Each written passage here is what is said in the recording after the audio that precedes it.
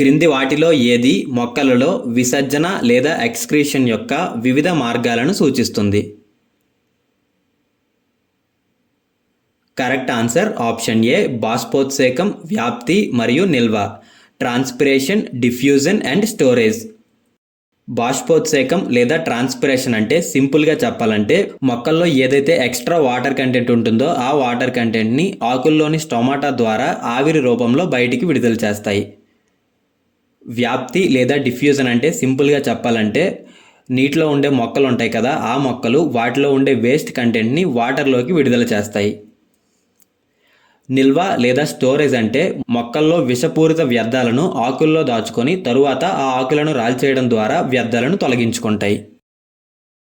భారతదేశంలో మొట్టమొదటి one health కన్సార్టియంను ఎవరు ప్రారంభించారు?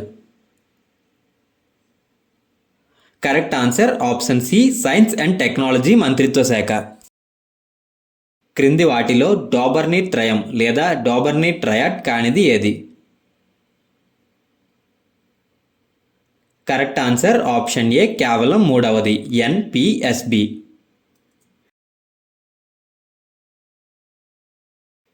అల్వియోలి లేదా వాయుకోశాల యొక్క కొన్ని లక్షణాలు కింద పేర్కొనబడ్డాయి. వాటిలో సరికాని ఎంపికను గుర్తించండి. కరెక్ట్ ఆన్సర్ ఆప్షన్ బి ఇవి వేళ్ల లాంటి నిర్మాణాలు. ఫ్రెండ్స్, అల్వియోలి లేదా వాయుకోశాలు అనేవి ఏంటంటే మన ఊపిరితిత్తుల్లో ఉండే చిన్న గాలి సంచులు. ఇవేం చేస్తాయంటే రెస్పిరేషన్ లేదా శ్వాసక్రియ జరిగేటప్పుడు బ్లడ్లో ఉండే కార్బన్ డైఆక్సైడ్ని తీసుకొని ఆక్సిజన్ని బ్లడ్లోకి పంపిస్తాయి.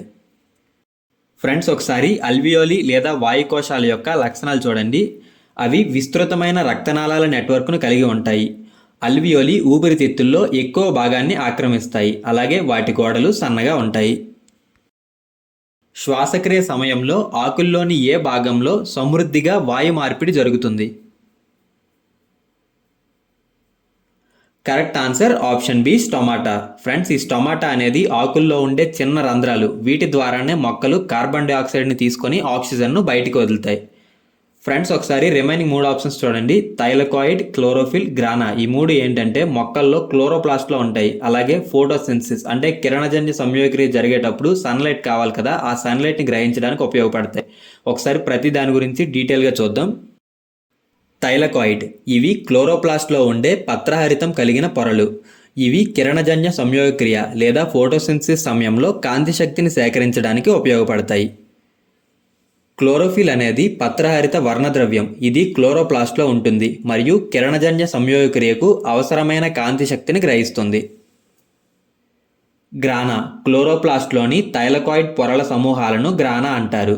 Group of thylakoid membranes is called గ్రానా. గ్రానా అనేది ఫోటోసింథసిస్ సమయంలో ముఖ్య పాత్ర పోషిస్తుంది. ఒక ఎలక్ట్రిక్ హీటర్ 220 వోల్ట్ల వద్ద 2200 వాట్ల పవర్ రేటింగ్ చేయబడింది. అయితే ఈ పరికరానికి అనుసంధానించబడిన ఫ్యూజ్ వైర్ యొక్క కనీస రేటింగ్ ఎంత? ఫ్రెండ్స్ చూడండి, ఈజీ క్వశ్చన్. ఒకసారి క్వశ్చన్ అర్థం చేసుకోవడానికి ట్రై చేయండి. ఒక ఎలక్ట్రిక్ హీటర్ ఉందంట, దాని వోల్టేజ్ ఇచ్చాడు ఎంత? 220 వోల్ట్లు. అలాగే పవర్ రేటింగ్ ఎంత? 2200 వాట్లు. అయితే ఫ్యూజ్ వైర్ యొక్క కనీస రేటింగ్ అడిగాడు. ఓకేనా? ఫ్యూజ్ వైర్ యొక్క కనీస రేటింగ్. ఫ్రెండ్స్ చెప్పండి, అసలు ఫ్యూజ్ వైర్ని ఎందుకు ఉపయోగిస్తాం? ఫ్యూజ్ వైర్ ఎందుకు ఉపయోగిస్తాం అంటే ఎప్పుడైనా కరెంట్లో ఫ్లక్చువేషన్స్ అంటే కావాల్సిన దానికంటే ఎక్కువ కరెంట్ వచ్చినప్పుడు ఎలక్ట్రిక్ డివైస్కి ఏం అవ్వకుండా ఉండడానికి. కావాల్సిన దానికంటే ఎక్కువ కరెంట్ వచ్చినప్పుడు ఫ్యూజ్ వైర్ అనేది కాలిపోతుంది. సో దాని ద్వారా కరెంట్ అనేది ఎలక్ట్రిక్ డివైస్కి పాస్ అవ్వదు, ఎలక్ట్రిక్ డివైస్ సేఫ్గా ఉంటుంది. ఫ్యూజ్ వైర్ యొక్క కనీస రేటింగ్ కనిపెట్టమంటే ఫ్యూజ్ వైర్ ద్వారా ఎంత కరెంట్ అయితే పాస్ అవ్వగలదో అది కనిపెడితే సరిపోతుంది కదా. సో క్వశ్చన్ ఇండైరెక్ట్గా వోల్టేజ్ ఇచ్చాడు, పవర్ ఇచ్చాడు, కరెంట్ అడుగుతున్నాడు. వోల్టేజ్కి పవర్కి కరెంట్కి రిలేషన్ ఏంటి? Power equal to voltage into కరెంటే కదా. ఇచ్చిన వాల్యూస్ని ఫార్ములాలో సబ్స్టిట్యూట్ చేసేయండి. 2200 watts equal to 220 volts into current. I equal to 2200 divided by 220 that equal to 10 amperes. ఓకేనా? వోల్టేజ్ ఇచ్చాడు, పవర్ ఇచ్చాడు, కరెంట్ అడిగాడు. Power equal to voltage into current formula use చేసుకున్నాం. ఇచ్చిన వాల్యూ సబ్స్టిట్యూట్ చేసాం. కరెంట్ ఈక్వల్ టు 10 ఆంపియర్స్ అని కనిపెట్టాం. Friends, అర్థమైంది అనుకుంటున్నాను. ఒకవేళ అర్థం కాకపోతే ఒకసారి మళ్ళీ చూడడానికి ట్రై చేయండి. ప్రేరిత సంభావ్య వ్యత్యాసం లేదా పొటెన్షియల్ డిఫరెన్స్ యొక్క SI యూనిట్ ఏమిటి? ఫ్రెండ్స్ చూడండి, పొటెన్షియల్ డిఫరెన్స్కి SI యూనిట్ అడిగాడు. అసలు పొటెన్షియల్ డిఫరెన్స్ అంటే ఏంటి?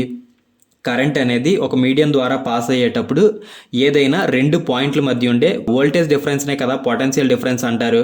మరి వోల్టేజ్కి యూనిట్స్ ఏంటి? వోల్ట్స్. అలాంటప్పుడు పొటెన్షియల్ డిఫరెన్స్కి యూనిట్స్ కూడా వోల్ట్సే కదా. సో కరెక్ట్ ఆన్సర్ ఆప్షన్ ఏ. గాజు పటకం గుండా వెళ్తున్నప్పుడు తెల్లని కాంతిలోని ఏ రంగు భాగం గరిష్ట విచలనానికి లోనవుతుంది? ఫ్రెండ్స్ చూడండి, వైట్ లైట్ అనేది గ్లాస్ ప్రిజం ద్వారా ట్రావెల్ అవుతుందంట. అయితే ఏ కలర్ ఎక్కువగా డీవియేట్ అవుతుంది అని అడుగుతున్నాడు. కరెక్ట్ ఆన్సర్ ఆప్షన్ ఏ వైలెట్, ఊదా రంగు. ఫ్రెండ్స్, వైట్ లైట్ అనేది గ్లాస్ ప్రిజం ద్వారా ట్రావెల్ అయ్యేటప్పుడు వైలెట్ కలర్ ఎక్కువగా డీవియేట్ అవుతుంది. దీనికి కారణం ఏంటి? వైలెట్ కలర్ యొక్క వేవ్ లెంత్ మిగతా కలర్స్తో పోల్చుకుంటే తక్కువగా ఉంటుంది. సో ఇది ఎక్కువగా డీవియేట్ అవుతుంది. అదే మనం రెడ్ కలర్ తీసుకున్నాం అనుకోండి, రెడ్ కలర్ యొక్క వేవ్ లెంత్ మిగతా కలర్స్ కంటే ఎక్కువగా ఉంటుంది. సో ఇది మిగతా కలర్స్తో పోల్చుకుంటే తక్కువగా డీవియేట్ అవుతుంది. నీరు, లవణాలు మరియు ప్రోటీన్తో నిండి ఉండే రక్తంలోని ద్రవ భాగాన్ని ఏమని పిలుస్తారు? Correct answer option C plasma. Friends, plasma అనేది పేల్ ఎల్లో కలర్లో ఉంటుంది. అలాగే బ్లడ్లో ఆల్మోస్ట్ 55% ఈ ప్లాజ్మానే ఉంటుంది. ఒకసారి డీటెయిల్గా చూద్దాం. ప్లాజ్మా లేత పసుపు రంగు లేదా పేల్ ఎల్లో కలర్లో ఉంటుంది. ఇది మొత్తం రక్తంలో 55% వరకు ఉంటుంది. ప్లాజ్మాలో 91 నుండి 92% నీరు మరియు మిగిలిన 8 నుండి 9% ఘన పదార్థాలు ఉంటాయి. ఈ ఘన పదార్థాల్లో ప్రధానంగా ప్రోటీన్లు, గ్లూకోజ్, ఖనిజాలు మరియు హార్మోన్లు ఉంటాయి. రక్తంలోని ఇతర కణాలైన ఎర్ర రక్త కణాలు, తెల్ల రక్త కణాలు మరియు ప్లేట్లెట్లు ఈ ప్లాజ్మాలో తేలియాడుతూ ఉంటాయి. క్రింది వాటిలో జడవాయువు లేదా ఇనర్ట్ గ్యాస్ ఏది? Correct answer option B helium. Friends, inert gases ఏంటి?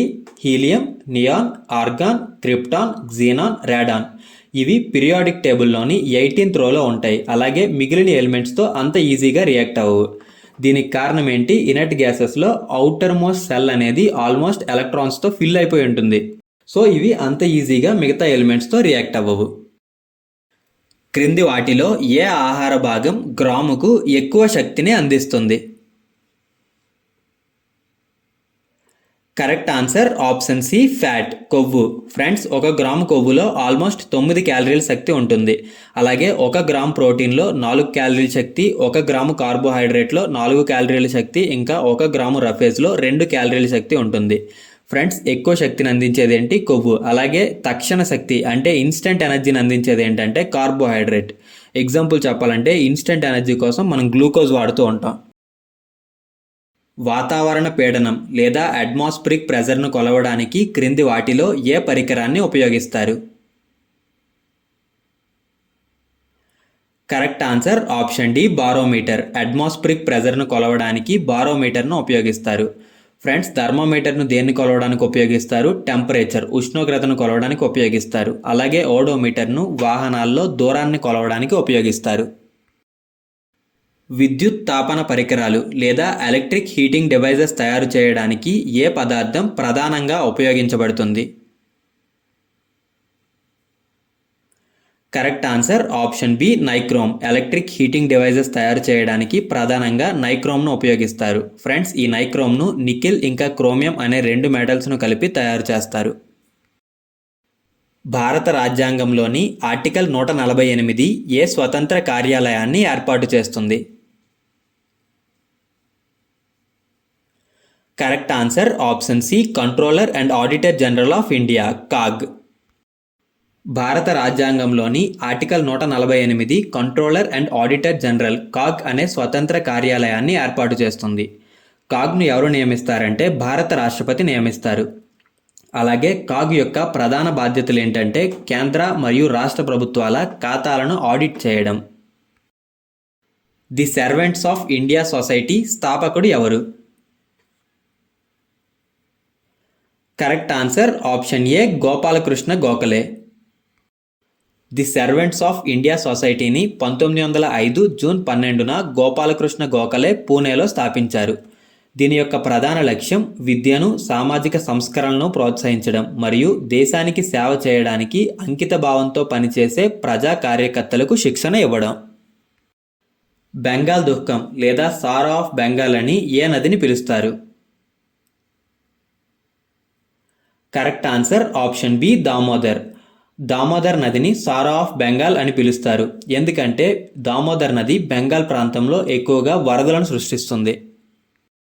ఫ్రెండ్స్, దామోదర్ నదిపై ఉన్న ప్రధాన ఆనకట్టలు మైతాన్ ఆనకట్ట, పంచేట్ ఆనకట్ట మరియు తిలయ్య ఆనకట్ట.